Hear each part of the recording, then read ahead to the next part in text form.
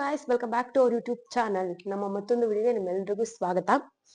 ಇವತ್ತು ಯಾವುದೇ ವ್ಲಾಗ್ನ ಮಾಡ್ತಾ ಇಲ್ಲ. ಗೊತ್ತಿರುತ್ತೆ ತಮ್ಮನೆಲ್ಲ ನೋಡಿದ್ರೇನೆ ನಾವ್ ಏನ್ ವಿಡಿಯೋನ ಮಾಡ್ತಾ ಇರೋದು ಇವತ್ತು ಅಂತ. ನಾನು ಪ್ರೀವಿಯಸ್ ವಿಡಿಯೋದಲ್ಲಿ ಕೂಡ ನಿಮ್ಗೆ ಹೇಳಿದ್ದೆ ನಂಗೊಂದು ಸ್ಕ್ಯಾಮ್ ಆಗಿತ್ತು ಅಂತ. ಏನ್ ಸ್ಕ್ಯಾಮು ಏನು ಅಂತ ನಾನು ಈ ವಿಡಿಯೋದಲ್ಲಿ ನಿಮ್ಗೆ ಹೇಳ್ತೀನಿ. ಹೌದು, ಲಾಸ್ಟ್ ಟೈಮು ನಾವು ಫೋನ್ ತಗೋಬೇಕು ಅಂತ ನಾನು ಲತಾ ಇಬ್ರು ಸೇರಿ ಡಿಸೈಡ್ ಮಾಡಿದ್ವಿ. ಅಮೌಂಟ್ ಕೂಡ ರೆಡಿ ಮಾಡ್ಕೊಂಡು ಒಂದೇ ತರ ಫೋನ್ ತಗೊಳ್ಳೋಣ, ಒಂದೇ ಮಾಡೆಲ್ ತಗೊಳ್ಳೋಣ ಅಂತ ಡಿಸೈಡ್ ಮಾಡಿದ್ವಿ. ಸರಿ ಅಂದ್ಬಿಟ್ಟು ಒಂದ್ಸಲ ಆರ್ಡರ್ ಮಾಡಿದ್ವಿ. ಅವಳು ಅಮೆಝಾನ್ ಅಲ್ಲಿ, ನಾನು ಫ್ಲಿಪ್ಕಾರ್ಟ್ ಅಲ್ಲಿ ಫ್ಲಿಪ್ಕಾರ್ಟ್ ಅಲ್ಲಿ ಆರ್ಡರ್ ಮಾಡಿದ್ದು. ಆಕ್ಚುಲಿ ಅದನ್ನ ಮಾಡಬಾರ್ದಿತ್ತು. ಅವಳು ಅಮೆಝಾನ್ ಅಲ್ಲಿ ಈಸ್ಕೊಂಡ್ಲು, 3 ಡೇಸ್ಗೆ ಬಂತು. ಅವಳ ಫೋನ್ ಕೂಡ ಚೆನ್ನಾಗಿದೆ. ಅಂಡ್ ನಂದೇನಾಯ್ತು ಅಂದ್ರೆ, ಫ್ಲಿಪ್ಕಾರ್ಟ್ ಅಲ್ಲಿ ಆರ್ಡರ್ ಮಾಡಿದ್ದು ಇನ್ ಟೈಮ್ ಡೆಲಿವರಿ ಬಂದಿಲ್ಲ. And more over open box delivery ಇತ್ತು. ನಾನು ಅದನ್ನ ಈಸ್ಕೊಂಡಿಲ್ಲ. ನಾನು ಆರ್ಡರ್ ಕ್ಯಾನ್ಸಲ್ ಮಾಡ್ಬಿಟ್ಟೆ. ಡೆಲಿವರಿ ಡೇಟಿಗೆ ಬಂದಿಲ್ಲ ಅಂತ ಮಾಡ್ನೆಗೆ ಆರ್ಡರ್ನ ಕ್ಯಾನ್ಸಲ್ ಮಾಡಾಕ್ತೆ ನಾನು. ಆಯ್ತು ಅಂದ್ಬಿಟ್ಟು ಆರ್ಡರ್ ಡೇಟ್ ಏನಿತ್ತು ಅದು ಬಂದಿಲ್ಲ ಅನ್ನೋ ದಿನಕ್ಕೆ ಮಾಡ್ಲಿಕ್ಕೆ ನಾನು ಕ್ಯಾನ್ಸಲ್ ಮಾಡಿದ್ದು. ಕ್ಯಾನ್ಸಲ್ ಎಲ್ಲ ಮಾಡಿ ಆಯ್ತು. ನೆಕ್ಸ್ಟ್ ಸ್ವಲ್ಪ ದಿವಸ ಅಂದ್ರೆ ಒಂದು 3 to 4 ಡೇಸ್ ಬಿಟ್ಕೊಂಡು ನಾನು ಅಮೆಝಾನ್ ಅಲ್ಲಿ ಆರ್ಡರ್ ಮಾಡಿದೆ. ಅಮೆಝಾನ್ ಅಲ್ಲಿ ಚೆನ್ನಾಗಿ ಬರುತ್ತೆ ಅಂತ, ಯಾಕಂದ್ರೆ ಅದು ಚೆನ್ನಾಗಿ ಬಂದಿತ್ತು, ನಂಗೂ ಚೆನ್ನಾಗಿ ಬರುತ್ತೆ ಅನ್ನೋ ರೀಸನ್ ಇಂದ ಆರ್ಡರ್ ಮಾಡಿದೆ.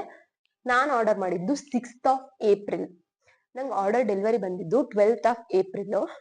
ಬಂದಾಗ ಪ್ಯಾಕಿಂಗು ಈ ತರ ಇರುತ್ತೆ. ಒಂದು ಪ್ಯಾಕಿಂಗ್, ಆ ಪ್ಲಾಸ್ಟಿಕ್ ಕವರ್ ಇನ್ ಪ್ಯಾಕಿಂಗ್ ಕೊಡ್ತಾರೆ, ಅದ್ರ ಮೇಲ್ಗಡೆ ಇನ್ಸ್ಟ್ರಕ್ಷನ್ಸ್ ನ ಕೊಟ್ಟಿರ್ತಾರೆ.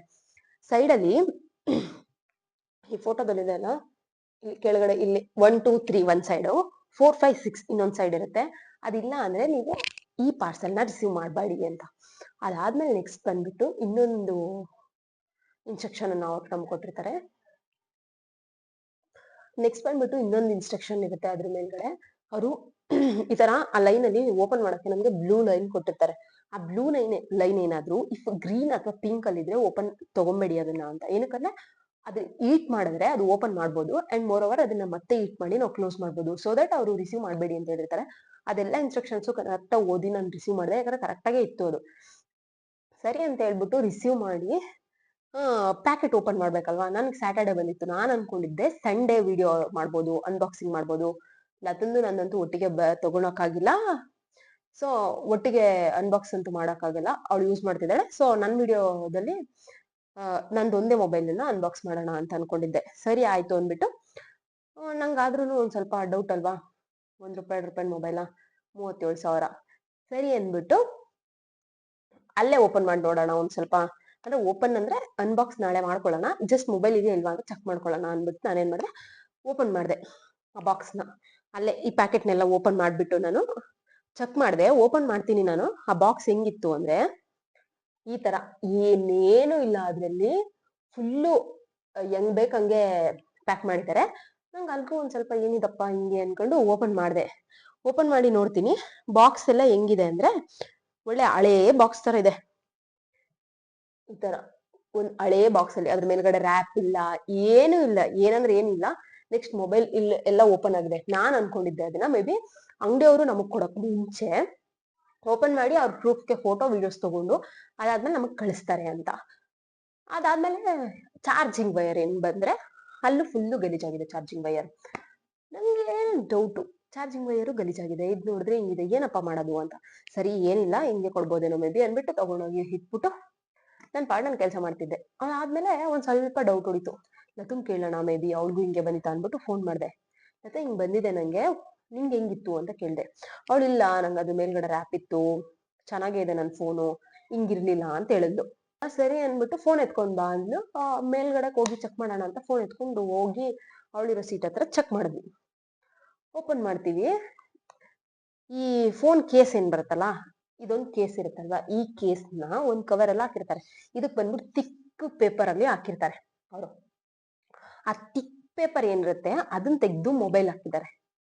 ಅದಾದ್ಮೇಲೆ ನೆಕ್ಸ್ಟ್ ನನ್ನ ಫೋನ್ ಕೇಸ್ ಏನಿದೆ, ಈ ಫೋನ್ ಕೇಸ್ಗೆ ಕವರೇ ಇಲ್ಲ, ಜಸ್ಟ್ ಹಂಗೆ ಇಟ್ಟಿದ್ರು ಅವರು.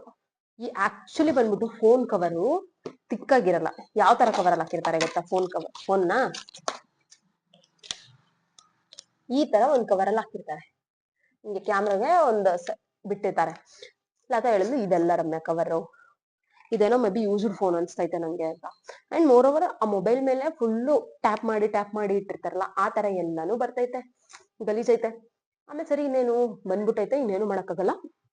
ಸೊ ನಾವು ಓಪನ್ ಮಾಡೋಣ ಮೊಬೈಲ್ನ ಅಂದ್ಬಿಟ್ಟು ಫೋನ್ ಎತ್ಕೊಂಡು ಹಿಂಗ್ ಕವರ್ ಇಂದ ತಗೊಂತೀವಿ. ಹಿಂಗ್ ಕವರ್ ಅಲ್ಲಿ ಇರುತ್ತೆ, ಕವರ್ ಇಂದ ತಗೊಂತೀವಿ. ಹಿಂಗ್ ಬಂದ್ಬಿಟ್ಟು ಅನ್ಲಾಕ್ ಮಾಡಿದ್ರೆ ಅನ್ಲಾಕ್ ಆಗ್ತಿಲ್ಲ ಸ್ಕ್ರೀನ್, ಜಸ್ಟ್ ಬ್ಲಾಂಕ್ ಆಗೇ ಇದೆ ಫೋನ್. ನಮಗ್ ಡೌಟು, ಯಾವ ಫೋನು ಹೊಸ ಫೋನ್ ಅನ್ಲಾಕ್ ಆಗದೆ ಇರುತ್ತೆ ಅಂತ. ಸರಿ ಆಯ್ತು ಅಂದ್ಬಿಟ್ಟು ಚಾರ್ಜ್ ಇಲ್ವೇನೋ ಮೇ ಬಿ ಅಂದ್ಬಿಟ್ಟು ಚಾರ್ಜ್ ಕನೆಕ್ಟ್ ಮಾಡಿದ್ವಿ. ಚಾರ್ಜ್ ಕನೆಕ್ಟ್ ಮಾಡ್ತೀವಿ, ಆವಾಗ್ಲೂ ಆನ್ ಆಗ್ತಿಲ್ಲ. ಒಂದ್ ಸ್ವಲ್ಪ ಹೊತ್ತು ಬಿಟ್ಕೊಂಡು 4% ಆಗಿದೆ ಅಂತ ತೋರಿಸ್ತು. ಓ ಮೇ ಬಿ ಬ್ಯಾಟ್ರಿ ಡೆಡ್ ಆಗಿತ್ತು, ಅದಕ್ಕೇನೆ ಅನ್ಬಿಟ್ಟು ಇನ್ ಸ್ವಲ್ಪ ಹೊತ್ತು ಬಿಟ್ವಿ. ಅದು ಆಫ್ ಆಗೋಯ್ತು ಅವಾಗ. ಇನ್ ಸ್ವಲ್ಪ ಹೊತ್ತು ಆಗ್ಲಿ ಅಂದ್ಬಿಟ್ಟು ಬಿಟ್ವಿ. ಒಂದ್ ಸ್ವಲ್ಪ ಹೊತ್ತು ಆದ್ಮೇಲೆ ಅದು 70% ಚಾರ್ಜರ್ ಆಯ್ತು. ಆಗ ಮತ್ತೆ ಓಪನ್ ಮಾಡ್ತೀವಿ, ಆಗ್ತಿಲ್ಲ. ಆಮೇಲೆ ಏನ್ ಮಾಡಿದ್ವಿ, ಫುಲ್ ಪವರ್ ಬಟನ್ ನ ಲಾಂಗ್ ಪ್ರೆಸ್ ಮಾಡಿ ಇಟ್ಕೊಂಡ್ವಿ ಒಂದ್ ಸ್ವಲ್ಪ ಹೊತ್ತು. ಅದಾದ್ಮೇಲೆ ಆನ್ ಆಯ್ತು. ಆನ್ ಆಗಿ ಆದ್ಮೇಲೆ ಅದು ಬಂದ್ಬಿಟ್ಟು ಜಸ್ಟ್ ಹೆಂಗ್ ಆನ್ ಆಯ್ತು ಅದು ಅಂದ್ರೆ,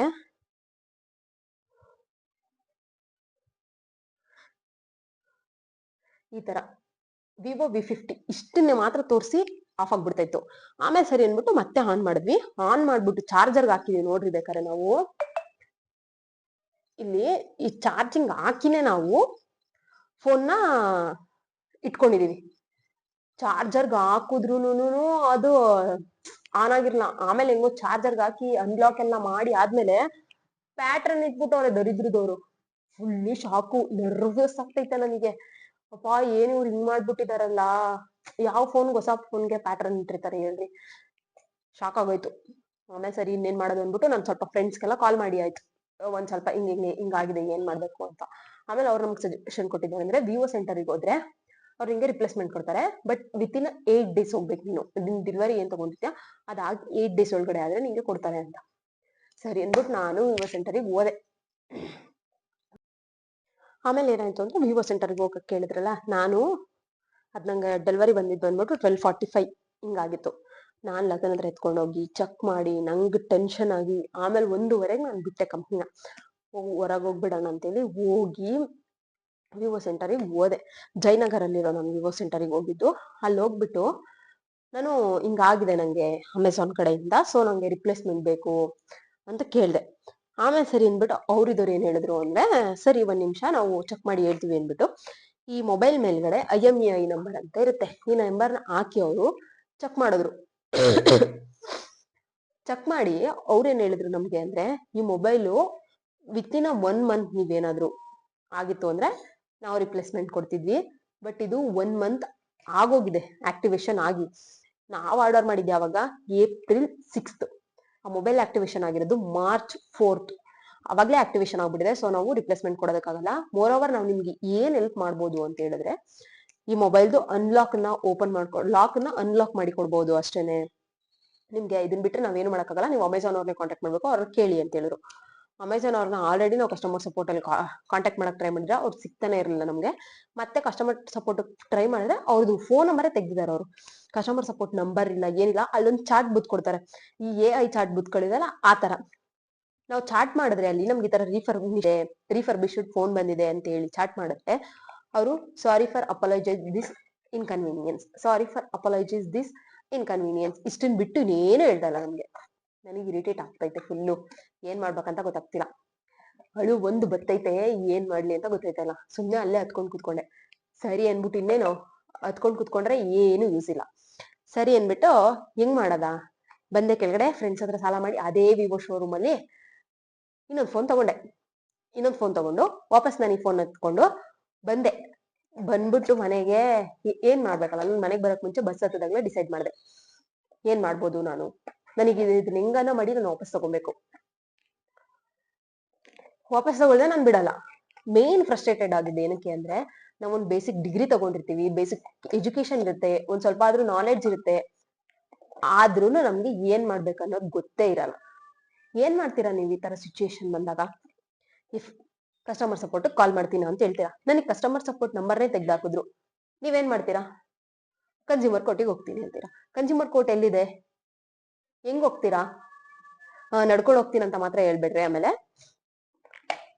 ಏನು ಮಾಡಕ್ಕಾಗಲ್ಲ. ಕನ್ಸ್ಯೂಮರ್ ಕೋರ್ಟ್ ಇದೆ ಅಂತ ಗೊತ್ತು, ಹೆಂಗ್ ಕಂಪ್ಲೇಂಟ್ ಲಾಡ್ಜ್ ಮಾಡ್ಬೇಕಂತ ಇಲ್ಲಿ ಯಾರಿಗೂ ಗೊತ್ತಿರಲ್ಲ, ಇನ್ಕ್ಲೂಡಿಂಗ್ ನನ್ನನ್ನು ಸೇರಿಸಿ. ಈ ಸಿಚುಯೇಷನ್ ಬರೋ ತನಕನೂ ನಂಗೂ ಕನ್ಸ್ಯೂಮರ್ ಕೋರ್ಟ್ ಇದೆ ಅನ್ನೋದು ಗೊತ್ತು, ಬಟ್ ಹೆಂಗ್ ಕಂಪ್ಲೇಂಟ್ ಲಾಡ್ಜ್ ಮಾಡ್ಬೇಕು ಅನ್ನೋದು ಗೊತ್ತಿರ್ಲಿಲ್ಲ. ಬಟ್ ಈ ಸಿಚುಯೇಷನ್ ಇಂದ ನಾನು ತುಂಬಾ ಕಲಿತೆ, ಹೆಂಗ್ ಫೇಸ್ ಮಾಡ್ಬೇಕು, ಏನ್ ಮಾಡಿದ್ರೆ ಬರುತ್ತೆ, ಅಂತ ತುಂಬಾ ಅಂದ್ರೆ ತುಂಬಾ ಹಿಂಸೆ ಆಯ್ತು ನಂಗಂತೂ. ಒಂಥರ ಫ್ರಸ್ಟ್ರೇಟ್ ಆಗ್ತು ನನ್ಗಂತೂ. ಯಾರ ಮೇಲೆ ಆ ಕೋಪ ತರ್ಸ್ಬೇಕಂತ ಗೊತ್ತಾಗ್ಲಿಲ್ಲ. ಅಮೆಝಾನ್ ಅವ್ರು ಸಿಕ್ತಿಲ್ಲ ಅವ್ರ ಮೇಲೆ ಕೋಪ ತರ್ಸಕ್ಕೆ. ವಿವೋ ಸೆಂಟರ್ ಅವರು ನನ್ಗೆ ಹೆಲ್ಪ್ ಮಾಡ್ತಾ ಇಲ್ಲ. ಬಟ್ ಏನು ಮಾಡಕ್ಕಾಗಲ್ಲ, ಅವ್ರು 1 ಮಂತ್ ಆದ್ಮೇಲೆ ಅವ್ರು ಹೆಲ್ಪ್ ಮಾಡಲ್ಲ ಅಂದಾಗ ನಾವು ಏನು ಮಾಡಕ್ಕಾಗಲ್ಲ. ಬಂದೆ ವಾಪಸ್ ಫೋನ್ ತಗೊಂಡು, ನಾನು ಫೋನ್ ತಗೊಂಡೇನೋ ವಾಪಸ್ ಅಂತೂ ಬಂದಾಯ್ತು.